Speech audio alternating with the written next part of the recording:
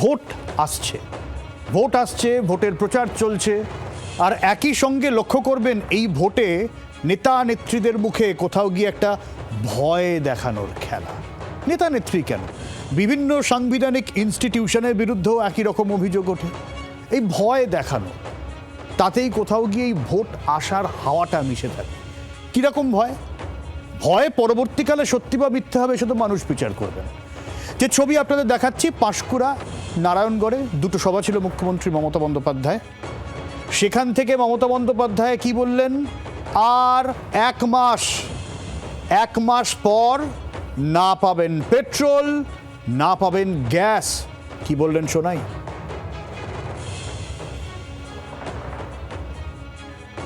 ওরা ভোটের আগে দেয় লুকিয়ে লুকিয়ে গ্যাস, তারপরে দেয় গ্যাস বেলুন।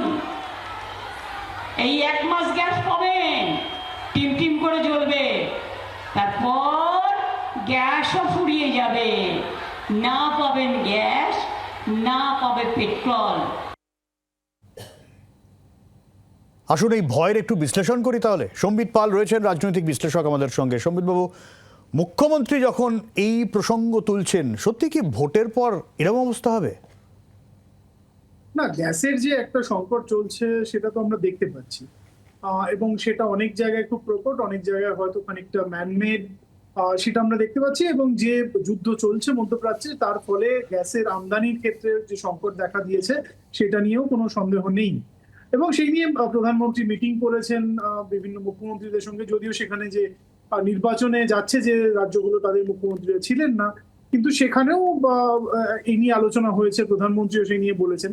কাজেই সংকটটা কোনো হয়তো মিথ্যে নয়, কিন্তু সেইটা নিয়ে সত্যি গ্যাস বন্ধ হয়ে যাবে কি যাবে না, গ্যাসের যোগান সম্পূর্ণভাবে বন্ধ হয়ে যাবে কিনা, নির্বাচনের পরে সেটার কি হবে, সেইটা নিয়ে একটা আশঙ্কা মুখ্যমন্ত্রীর বক্তব্যে উঠে এসেছে। সেটা কতটা সত্য এবং সেটা কতটাই রাজনৈতিক, সেটা মানুষকে বিচার করতে হবে।